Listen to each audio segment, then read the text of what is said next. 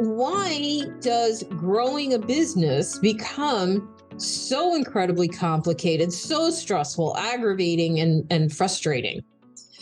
Well, think back to the days of when you had, it was just you and maybe, your business plan was written on the back of a napkin. Okay. And it was easy. And then you brought in somebody else. Typically, that somebody else is a spouse.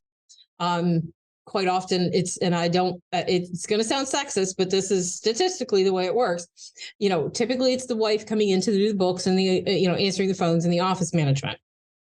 Sometimes it's reversed and that's great. But, you bring in one other person, a virtual assistant, a bookkeeper, an office person, whatever it is. Now it's you and somebody else. So that's not horrible, but think about it.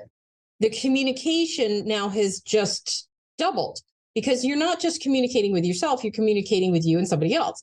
So the communication goes both ways. Okay. But the complexity of the communication just doubled.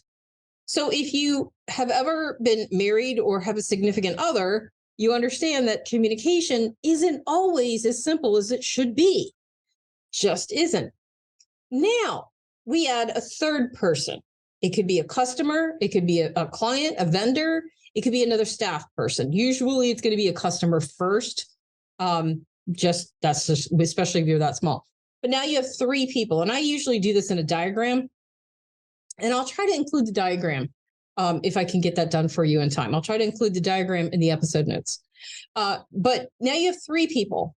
Now, think about this, though. If you're just listening, you're going to have to picture this in your mind. But if you're watching this on the video, then you can see it.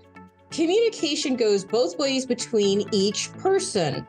So now you have an increased communication complexity by the factor of 6.